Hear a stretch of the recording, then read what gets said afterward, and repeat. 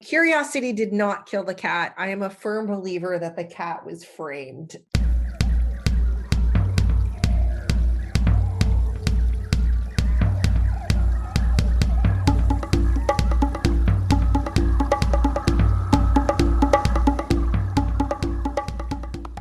Hey, you cool cat. Welcome back to the Wild Business Growth Podcast. This is your place to hear from a new entrepreneur or innovator every single Wednesday morning who's turning wild ideas into wild growth. I'm your host, Max Branstetter, founder and podcast producer at MaxPodcasting, and you can email me at max@maxpodcasting.com to save time with your high-quality podcast. This is episode 133, and today's guest is Michele Ronsen. Michele is the founder, educator, and chief curious cat at Curiosity Tank. They are a super cool design and user experience research firm who specializes in strategy, brainstorming, and research for some of the most coolest companies out there. Michele was named a LinkedIn Top Voice for 2020, and she has over 5,000 hours teaching experience in the design and user research space. In this interview, we talk about how she built Curiosity Tank, how to ask better questions, and what that means for your business, and some of the fascinating and curious lessons that she learned from her parents in childhood, and how that has shaped her amazing dynamic with her own daughter.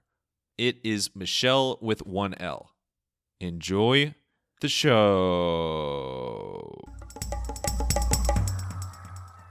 Alrighty, we are here with a rather curious guest, and I mean that in the best way. Founder of Curiosity Tank and just amazing user researcher, design, et cetera, et cetera, et cetera. See how many times I could say that. Michele Ronsen. Michele, thank you so much for joining. How you doing today?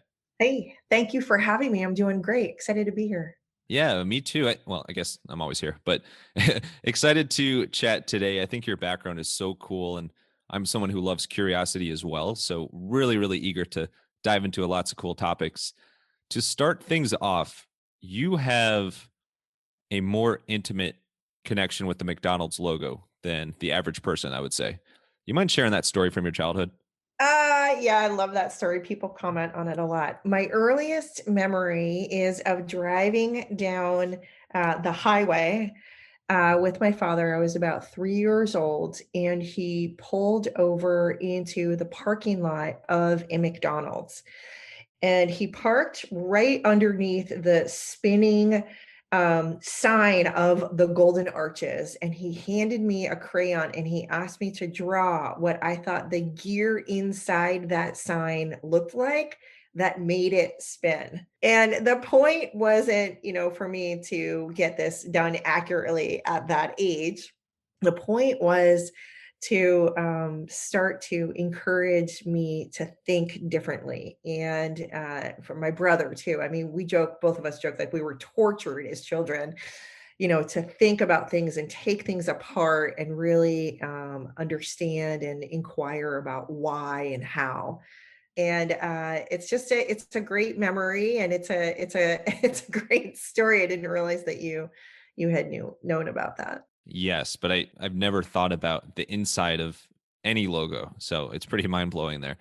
That's really cool though. I think it gives you a little taste of what your childhood was like, as you described, a childhood of torture, but I think a different type of torture.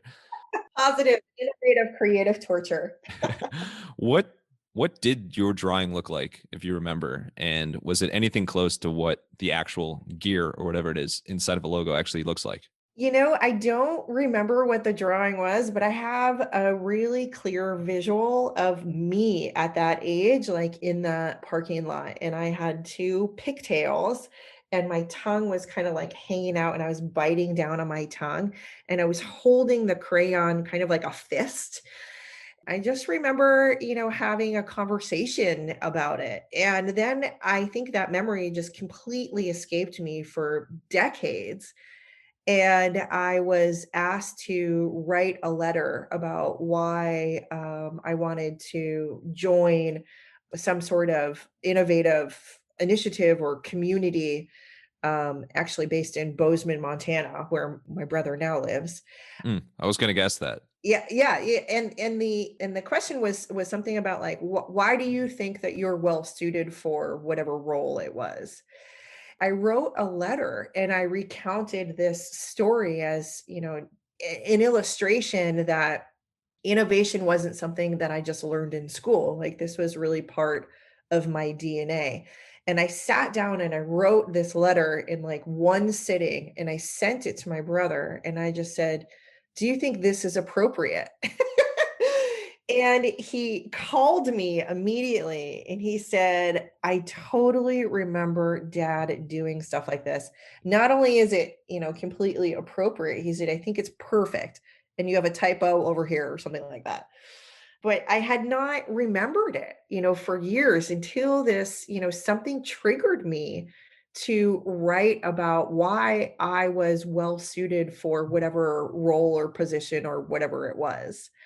And I sat down and I wrote it and it just came flooding back, like those types of memories came flooding back. Isn't that amazing? That stuff always fascinates me, that the most random memories from childhood come back at random times, like, and all it takes is one little thing or one little prompt to trigger it. In terms of memories that you vividly remember, I mean, flash forward and you have, even before starting your company, you've had a phenomenal career in design and art research throughout so many amazing companies like Pentagram, shout out Paula Scher, who was on episode 110, Nordstrom, Bank of America, Wells Fargo. Like, you've had such an interesting career. What is the most memorable project that you worked on from that era of your career?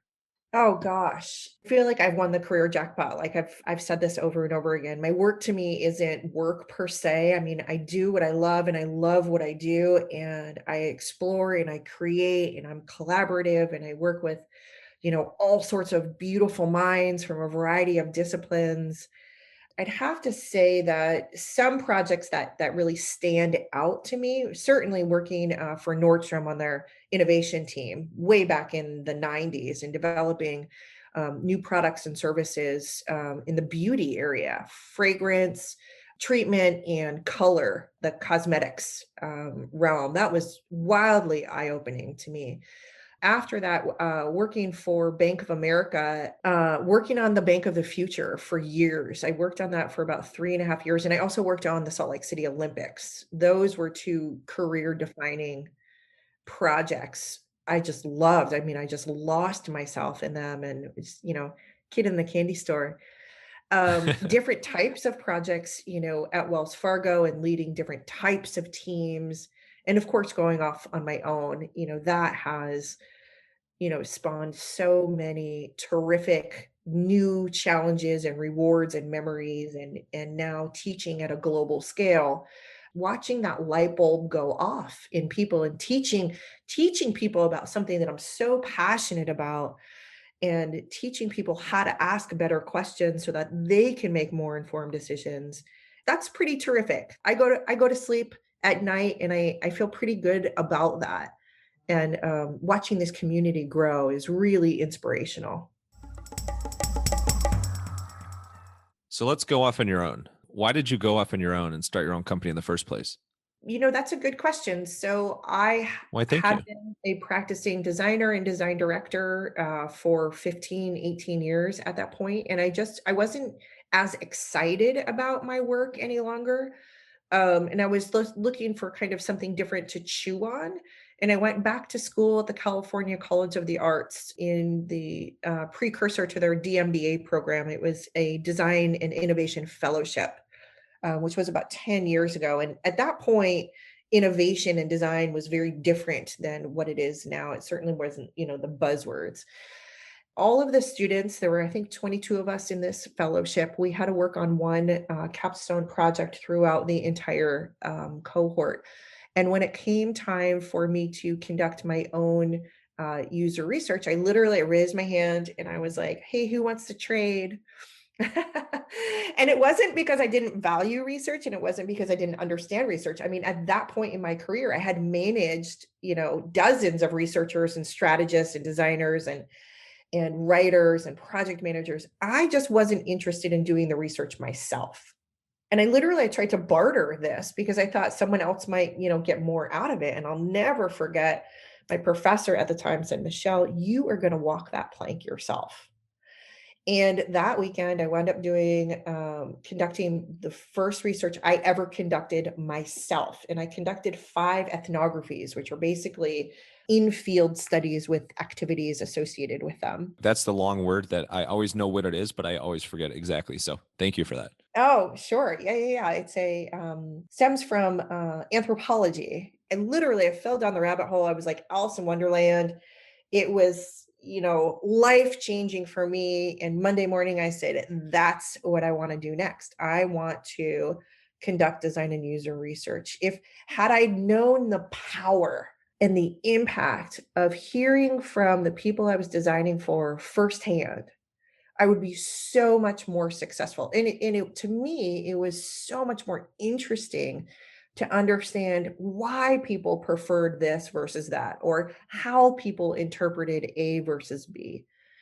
And that was it. I mean, I left my big corporate job, my senior vice president job, design director job at Wells Fargo about 6 months later, and I went off on my own. I was known for my design skills. So clients originally came to me for design work, and I only accepted clients and projects when they would allow me to do research as part of the contract or the arrangement. That turned out to be a very strategic approach, and within about 18 months or 2 years, I was able to pivot and hire designers and then continue to lead the research and then eventually phase out of more of the day-to-day design, work completely and focus on research, design and user research exclusively, whether it was conducting or teaching. So the research is clearly something that's really important to you. You take it to heart. I mean, you describe yourself and your company as curious as hell and proud of it. Why do you think you are so curious and enjoy kind of that approach and challenge of unlocking insights? I think during that very first weekend, during those very first ethnographies, I think I realized the power and the impact of understanding why and how. And I think there's a very big difference in a researcher's mindset, or what we refer to often as mental model. Once you can break through the difference between understanding what is occurring or what did occur and why something occurred or how it occurred, it's like seeing the world in technicolor. It's like moving from black and white to technicolor. Being able to ask better questions and knowing how to ask questions in a structured manner and to gather evidence helps you in all forms of life, whether it's with, meeting your new in-laws or talking with your 7-year-old or working with your colleagues and stakeholders, to how you may interview with a potential new employer. But the art of asking questions and being conversational is really something I think that they should start teaching in elementary school. My girlfriend Dana teaches elementary school, so I think you have an inside source here for some recommendations on what they should teach. That asking questions piece is so big, and it's a foundation of your business. It's amazing that you've been able to build and grow this business and take on more and more of just super impressive big name clients. When you look back to the early days of starting Curiosity Tank, what was super helpful as far as taking the next step of kind of just being like a struggling new startup to, all right, this is a real business, and we're consistently getting more clients because of X? With any engagement and with any sort of product or service development, we always want to start with a need. We always want to start with a pain point or an opportunity that we think that we are well suited to provide or to solve for. So the best businesses are trying to fill a gap in some space that they think they are positioned to fill. And in the case of Curiosity Tank, I didn't set out to build the business. My students and my corporate clients came to me over and over again and said, you've got to offer us more. You've got to teach us more. There's no place to go as an unmatriculated student or as a practitioner aspiring to learn how to do what you do. And at that point, I had taught basic classes, foundational level classes all over town. I had taught at the Academy of Art. I had taught at the California College of the Arts, CCA, where I did that fellowship program. I taught at UC Berkeley. I taught at General Assembly. Teaching has always been a part of my DNA as well. And my clients and my students would say, like, please, help us learn more about what you do. Help us learn how to ask these questions and do what you do. And I went to General Assembly and I asked them if I could build out a user research certificate program for them. And they said no. They said they were not interested in anything to compete with their UX design certificate program. But I have a terrific relationship with them. And they said, but, launch as many classes as you'd like. And we are here to support you every step of the way. So that's what I did. I created 2 more classes for General Assembly, and all while I had been creating more corporate workshops for my clients to teach product teams how to ask better questions and make more informed decisions. And one of the classes I developed for General Assembly was a mixed methods class, put students through 9 different methods in one day. And I needed an overarching problem for everyone to work towards. And not knowing who was showing up to these classes, the only thing I knew about them was that they were looking to increase or improve their user research skills if they were voluntarily signing up to take my class. So the question that they worked towards was, or that I framed us for to all work towards was, how might we help the next generation of aspiring user researchers, become more proficient in the field? And I put 70 people through this class, 70 students. And then I went back to General Assembly and I said, there's a there there. Here are the opportunities. This is what they're trying. This is what they're finding. Here are the gaps. Here are the opportunities. And they said the same thing. They said, no, dice, can't do it. We love you. Offer as many classes as you want. We'll support you. Without thinking about this intentionally, or not even unintentionally, I had created a class and I had basically conducted rounds and rounds of generative research or discovery research, which yielded a true pain point. And when General Assembly said no the second time, I really tossed and turned for about a couple of months. And I said, I'm sitting on a wealth of knowledge here. This is basically far more generative or discovery or foundational research, whatever you want to call it, than I would ever do for a client. I know the areas of opportunity. I know the pain points, and I'm particularly well suited with my background and my industry expertise in client list and history in education to fill a portion of this gap. And that's what I did. I use the same, tools and tactics and approaches that I do for all of my clients. I developed a straw man outline of the first 3 workshops. I pre-sold them to make sure I had product market fit. And I iterated on those workshops over time. And they increased in fidelity, they increased in engagement, they, added more content, changed the delivery of the content, and iterated, over time, which is exactly how we develop products and services for my clients. I was gonna say you are like one of the best examples of practicing what you preach, because literally these are the same things that you were doing as you started building this company in the first place. You're your own case study. You're also somebody who has a great relationship with an organization that you've already shared has rejected you twice, basically. How were you able to deal with that rejection and create something positive out of it? I tried not to take it personally. They were very direct by saying, this isn't you, this is a policy that the headquarters has, in New York, that we cannot develop any series of classes around this topic. I continue to have a terrific relationship with General Assembly. I love working with them. I continue to teach there. I teach 4 classes a month there, 2 to 4 classes a month there to this day. I've taught I've taught over 250 workshops for them now globally in the user research space. I teach 95% of the user research workshops that they offer outside of the bootcamp programs.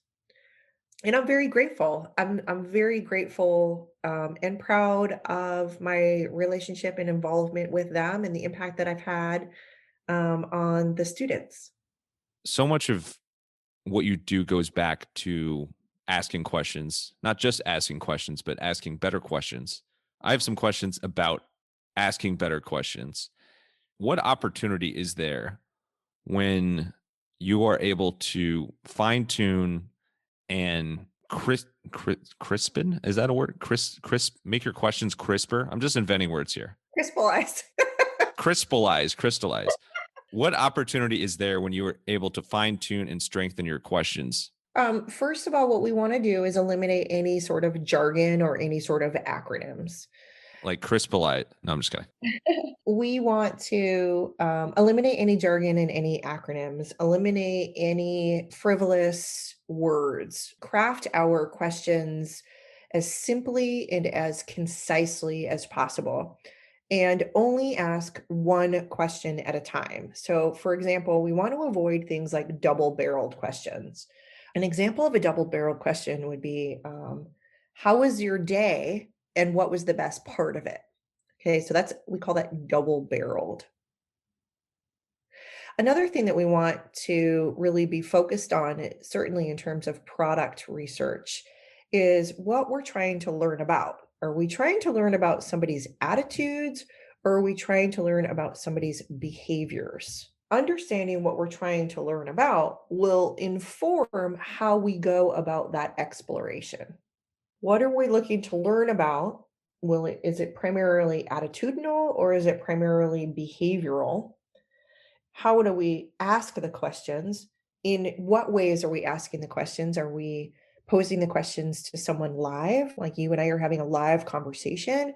Or is this in a format that is going to be unmoderated, where I'm not going to have a chance to follow up or dig deeper, right? So we want to think about the context of the question and where it's being asked as well. Why is it better to ask shorter questions? The shorter and the more concise questions we ask, the more likely we are to gather a response that speaks specifically to that topic. Now, another thing to be careful of is to be very conscious when we're asking open questions versus closed questions. Open questions tend to start with who, how, when, and where, or what even.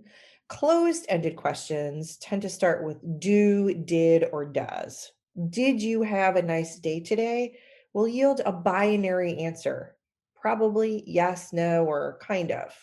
But if I rephrase that question to how was your day today? It's going to provoke a response that will yield a little bit more context and more color.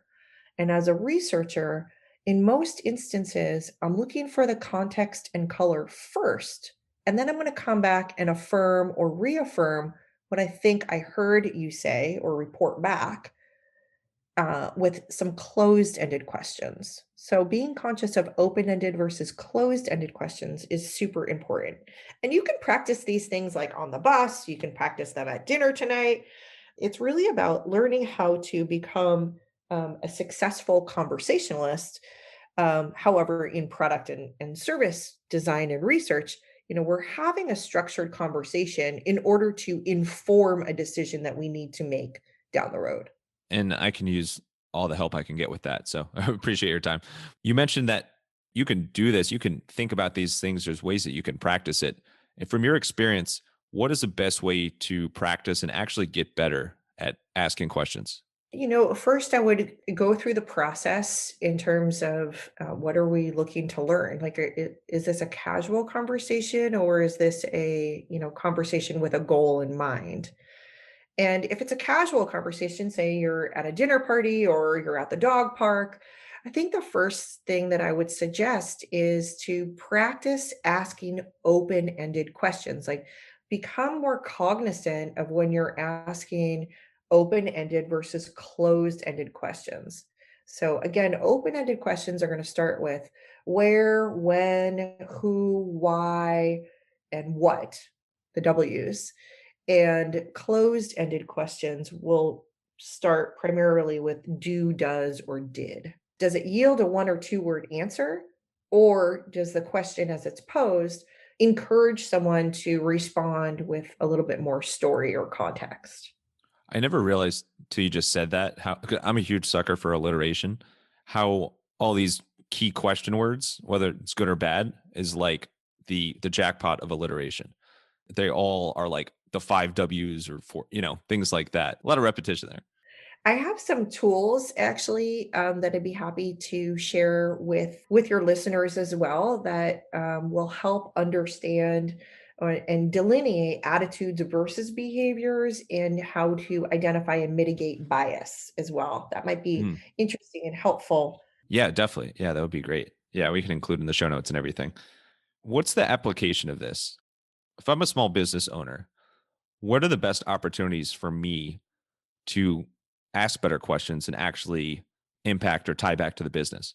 I mean, as business owners, we want to make informed decisions, and we make informed decisions through a variety of different inputs and data. There are different types of data, right? There's different types of data that we collect. There's types of data that we don't collect. There's subjective data, there's objective data, there's qualitative data, there's quantitative data.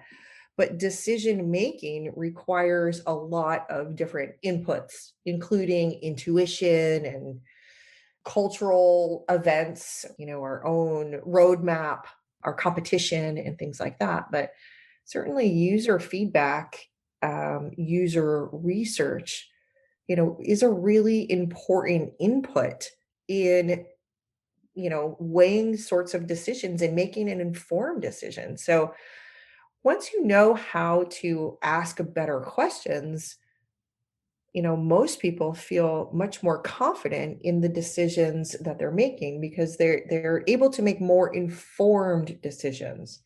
And that's really the end goal. The end goal is to make more informed decisions, the right decisions. And the way we do that is, through a combination of both scientific approaches and advising other people in how we go about applying the art and the science as well as the improv. I mean, there's a lot of improv that goes into learning how to ask great questions.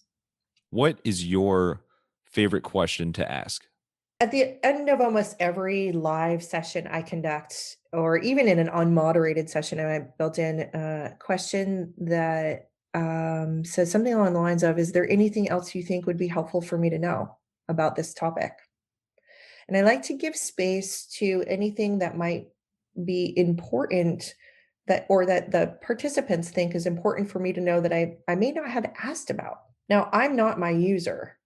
And when we conduct these types of sessions, it's really important to keep that in mind. So I might not have known to ask about how someone found this feature or how they used it because I was focused on their onboarding experience, or I was focused on how they're sharing, this document with somebody else.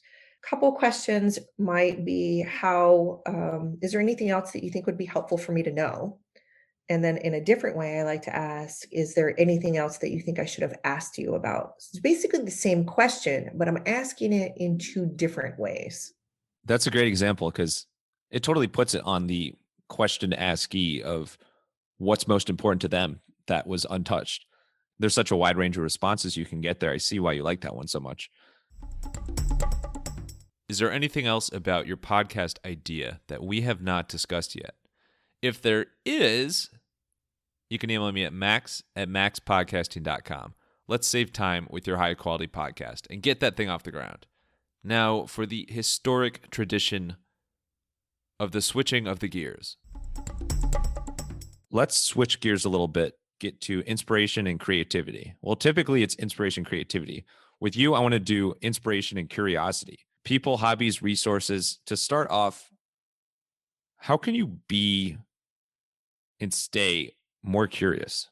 I think it's a mindset. I think, again, earlier, I mentioned something along the lines of moving from asking what happened or what is happening to why is something happening or how is it happening. And I think that shift in terms of, gathering and asking sort of surface level questions to moving into a deeper level of curiosity is very helpful. And when you think about it just in your day to day life or current events or decisioning that you're making about something simple like what you're going to wear today or what you're going to eat for dinner tonight, it's a very different question to say, what are we having for dinner tonight versus why are we having that for dinner? And to explore that. You're going to totally change how I approach every dinner now. Ah, it can be torturous. My 7-year-old will say to me, Mommy, it's not what, it's why.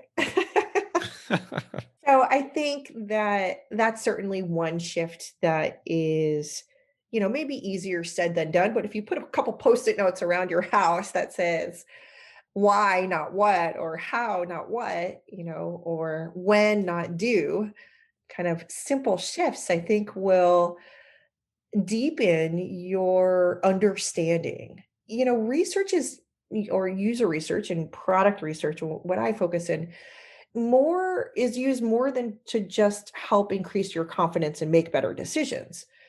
It can also be super helpful in gaining empathy for the people that you're conversing with or the people that you're designing for. So let's take that same dinner conversation. Why are we having chicken parmesan for dinner again? Seeing how that person responds. Well, it's already made. Well, it's easy for me to do. Well, because we already have all of the ingredients in the house and or I know everybody eats it, right? So just even asking that why, will help us understand that person a little bit better. Wouldn't the answer for the dinner question often be because it tastes good? I mean, I know in the chicken parm standpoint, like it definitely tastes good. Yeah, so I think that's great. Now let's find out like why does it taste good? Does it taste good compared to what we had last night, or does it taste good compared to, is it one of our favorite meals? Why is it one of our favorite meals? Do we have an association with that meal? I mean, in this specific case, I think it has to do with the chicken and the parm. I think when you see how much Parmesan cheese and mozzarella is involved in the recipe for chicken parm and how good it is. I mean, I happen to love cheese, but it's interesting to think about it that way because obviously the taste is really good, but when you kind of consider other options, like you could be eating something for dinner because it's quick to make. You could be eating something for dinner because it's healthy. You could be eating because you just saw like a movie about White Castle and you were craving White Castle. There's all these different options there. Or out of habit, right? Or maybe there's some behavioral things there. Or maybe it's already made and it's easier to just reheat. Right, which is true. Which what activities or hobbies do you do outside of work that you feel help you stay more curious? I'm a creator, I'm a crafter. I'm constantly creating or crafting something. And I have a 7-year-old who is extremely curious and precocious and craftalicious too. So we're constantly doing science experiments, or for the past month, we've been refurbishing the dollhouse that I had when I was a little girl. And this last weekend, she wanted to make pillows for some of the furniture to go into the dollhouse. That leads us into, a whole different sort of exploration of crafting. And then you have the people that live in the dollhouse, or we cook a lot. And she's the first one, to say, like, Mommy, can I make a concoction?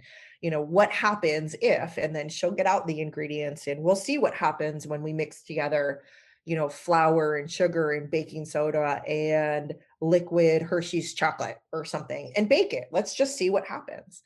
So it's not something that I have to like put on my calendar to do per se. It's more a matter of how I think and how I live my life and how I try to model that curiosity, and raise a curious human. Right. I was gonna say your daughter and her dollhouse refurbishing business, which, could become like a real revenue stream down the line, is like a constant spark of curiosity and creativity for you. So it's like you don't even have to try. It's literally within your family, and it's important for how you're raising your child. What do you think the impact of those things is on your business when it comes to working? Well, it certainly gives me a constant source of examples. All right, very true. But, the other thing I like to model too is, she'll ask me a great deal of questions that I don't know the answers to. And I like to model, first of all, reinforce, hey, that's a really great question. I don't know the answer to that. Let's look it up together. Modeling that you're not expected to know all of the answers in life. And the thrill of the journey is often in that exploration. So we'll look up that answer together. Where is this country located? Or how far does it take to drive to our cousins in Montana? What about on the resources standpoint? So outside of things that you've created for Curiosity Tank, do you have any sites or publishers, or maybe it's just people that you follow in the online space that consistently are putting out stuff that you find really, really intriguing and make you think a bit? My students and my clients, I would say, are my number one, my daughter are my number one inspirations. So for example, my students would, ask me constantly, like, how does this term compare to that term? Or how does this method, differ from that method? Or my clients would say, like, or I would see clients sometimes make the wrong hiring decisions because their interpretation of a specific type of role was different than what that role actually does or what was needed for. And that inspired me to create the UX Lex, which is short for the UX Lexicon. And you can find that on the Curiosity Tank website in the top tab. It's called UXR Lexicon. And this is an interactive, an evolving interactive glossary of UX and related terms for our industry. This also, the UX Lex, is a constant source of inspiration. There's a whole beautiful story about how that came to be. And then there's an acronym decoder on there as well. There's about 80 acronyms. It's interesting to me to work in user experience, and what people that work in UX aspire to do is to create better experiences for other people, right? In the products and services that we design. But what we've done with our own terminology is create a mess. I witness this every day in my teaching and in my consulting practice. They are my inspiration.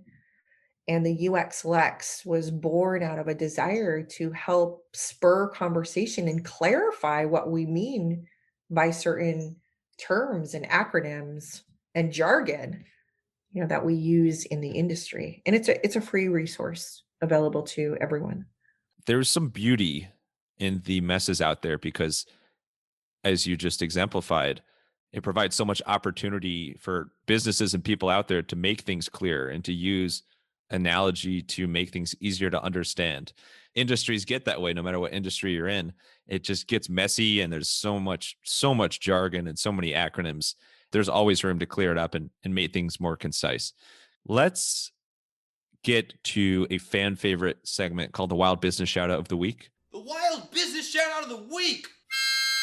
Wild Business Shout Out of the Week. This is where we talk about a creative marketing campaign that caught your attention, broke through the clutter. There's a pretty historic commercial or mascot series of commercials that just keeps on going and going and going and going. Do you mind sharing that? Yeah, I would. Earlier we were talking about the Energizer bunny commercials from the 80s, where it's a bunny toy. It's like a drummer bunny, and the bunny doesn't stop drumming. And I think in the original commercials, what you saw was like a 15-second segment of the bunny and something about the battery life of the Energizer battery. And then it cuts to a different commercial, and then the bunny comes back. And it was just brilliant in terms of its creativity and its execution. And here we are, we're talking about it 40 years later. It's so brilliant that it talks about keep going, going, going. And it's had such lasting impact that obviously they keep reusing it.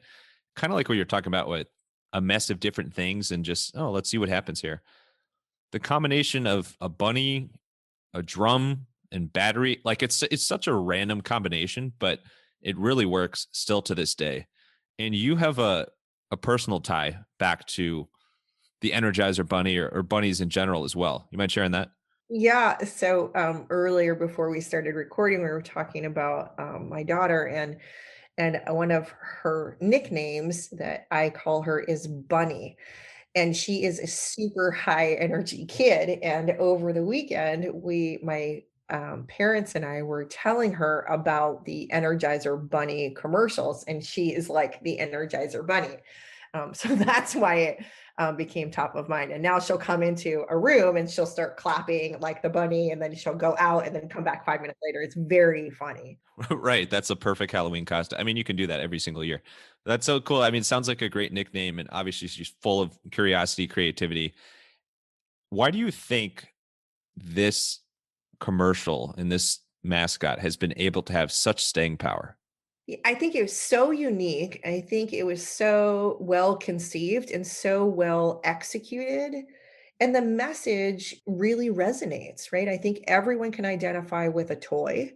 I think everyone can identify with ongoing energy and things that don't stop. And I think the surprise of the bunny coming back, after that commercial break really told that story in such a brilliant and simple way, an impactful way. Pretty sure every American adult, at least, who was around, in the 80s and saw that commercial would be able to recall it. That would be an interesting conversation to have, maybe at your next dinner party or something, to practice your open-ended questions. Perfect. It all comes full circle here. Speaking of unusual combinations of things and unusual things in general, let's get to a segment called The Unusual. Da, da, da. Drum roll, please. Pet peeves, quirks, weird talents. Let's start off with weird talents. What is something that maybe, besides being an example, doesn't have an impact on your business, but is something that you're really, really good at? Multitasking. Oh, like do you mean like in your workday or just like in general? In general, so I constantly have projects going, and I have Post-it notes all over the place, and ideas to explore, destinations to travel to, new recipes to try, or science experiments, or people I want to reach out to partner with. And keeping that sort of all organized in my head and moving, it would certainly be like the capacity to do that, I've been told is pretty unique. Definitely, definitely. It's a very valuable skill. How about quirks? Is there something a little quirky about your personality that maybe your family, friends, team members call you out for, but it's who you are? No reason to change it. That would be a quirk, like having all of these kind of balls in the air and all of these things that I'm interested in and involved in. I think that it certainly can be a benefit, and and other people may find it overwhelming or intimidating. It can be hard to keep up with if you don't understand me or my DNA. Although everyone in my family kind of operates the same way, so it's not a problem like within my family. And then how about pet peeves? Is there something that grinds your gears, just ticks you off a little bit? People with a fixed mindset. I don't understand that. No, I'm just Um, kidding. oh, yeah, people, I can't do that. People that really cannot see above or beyond or just past the box. I'm always sort of dumbfounded by that because it's so foreign to me. Yet in my research, in my work, I come across this frequently. It continues to sort of dumbfound me, and I think that comes from my background and the family that I grew up in and what I was surrounded by, which was educators and innovators. So I would say a fixed mindset that continues to stump me. Now, intellectually, I know that probably the majority of the world has more of a fixed mindset than a growth mindset, but it still kind of stumps me. So there we have it. The one thing that stumps you. Everybody talks about thinking outside the box. I think for you, you not only live outside one box, there's multiple boxes in the picture, and you have the ability to jump from box to box. And I think it's not just jump from box to box, it's the ability to see the synergies between the boxes and draw from learnings in one box and apply it to another box, like the recall and the application across seemingly disparate ideas. And that's what's so important for creativity. That's creativity in a nutshell, the whole diverge, converge. All right, let's wrap up with some rapid fire Q&A. You ready for it? Yep. All right. If there was a bot, no, I'm just kidding. What is a movie or show that you've watched that has done a pretty good job of satisfying your curiosity? Queen's Gambit. Yeah. Every time I talk to my parents over the phone, they will not stop talking about it. Same with a lot of friends as well. Taking everything by storm. There's so much to that whole show. I mean, from the historical context to I don't play chess either. So I was just really intrigued and I learned a lot and I have a tremendous amount of respect. That and Shark Tank. Yeah. Yeah. Oh, there's well, I mean, I guess anything with tank in the name, right? Oh, right. What is your least favorite question to ask? How was your day? Or did you have a good day? That's my least favorite question because it often yields a response that says good or fine. And I'm looking for more than that. All right. Next question. Did you have a good day? No. Okay. I couldn't resist there. You mentioned how much time you spent teaching in a number of different ways, and you've spent some time teaching college students actually at a couple of different colleges. What is the most challenging part of teaching at the collegiate level? Well, it really varies depending upon whether you're working in a matriculated organization or not. When I work in the art schools like the Academy of Art or the California College of the Arts, something as simple as whether or not they are Mac based or PC based can have an enormous impact on someone like me and my students and how I teach. The academic rigor that's associated with matriculated programs varies from school to school. But when you're teaching in something like General Assembly or something that isn't as regulated, if you will, there's a lot more creativity that can take place. And there's also a lot more support. And there's a lot more, frankly, a lot more money. Those entities can pay 2 or 3 times as much as the larger institutions. And they offer 10 times as much flexibility and support in terms of administration, assistance, supplies, the ability to change directions. So I could create a new class and offer it, within a month. In a matriculated organization, something like that could take 2 years. Wow, it's crazy to hear about the differences there.